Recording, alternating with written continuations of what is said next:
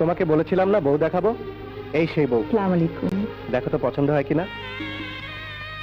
মিতা, তুমি আমার সাথে কথা বলো, আমি আসছি।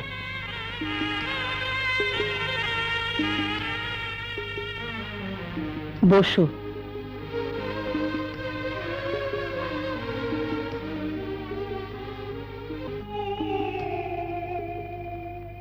চৌধুরী পরিবারের একমাত্র উত্তরাধিকারী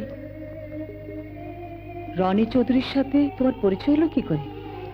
জি, টেলিভিশনে আমার গান শুনে ওর ভালো লাগে।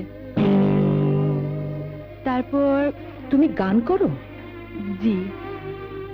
ও, গান গেয়ে তাহলে আমার ছেলের মাথাটা খেয়েছো? জি।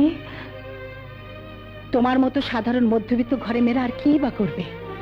রূপ দেখিয়ে আর গান শুনিয়ে তো ধনী পরিবারের ছেলেদের সর্বনাশ ডেকে আনবে। But surely not Roni.